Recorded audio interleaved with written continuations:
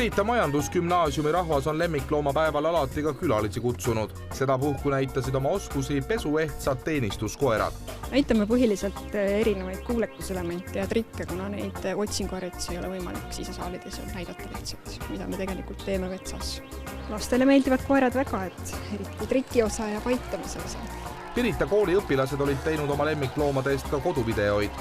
Kui kedagi pole kodus, siis istub ta oma mängunurgas ja ootab mängukaaslast. Filmilindile on jäädvustatud kõiksugu elukaid alates koertest ja kassidest ning lõpetades teegu ja papagoiga. Selle Perni Alpi karjakoera hobiks on näiteks ribakile jäänud jalavarjude nahka pistmine.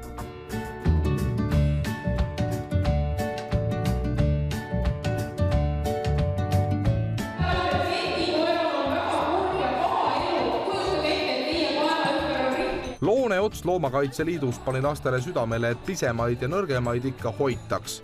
Looma kiusamisest ja hoolimatusest koolivägivallani olevat puudu ainult üks imetilluke samm. Videod olid kõik väga vahvad ja põnevate rekurssidega võetud ja oli näha, et lapsed on mõelnud, mida nad teevad. Hästi huvitavaid lahendusi oli.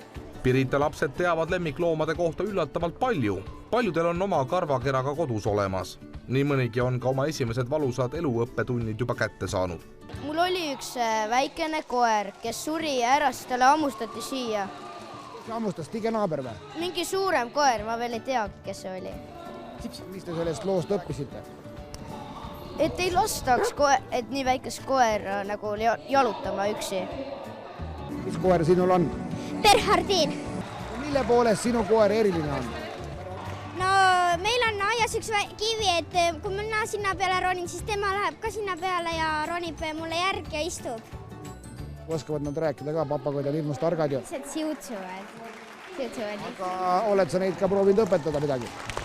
Ei ole.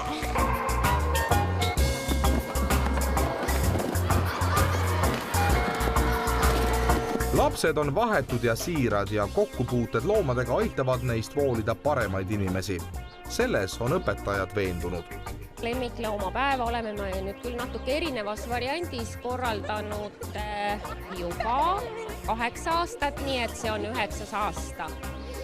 Ja oleme toonud lemmikloomi kohale, lapsed on toonud ja on siis lapsed saanud natuke ka midagi harivat sinna juurde kuulata, aga ma arvan, et ikkagi kõik selleks, et lapsed saaksid aru, kui tähtis on läbi mõelda kõik enne, kui see lemmikloom omale koju võtta, kuidas ja kui palju peab tema eest hoolitsema, et kindlasti natuke iga kord saab mingi väikese tarkuse igaüks juurde.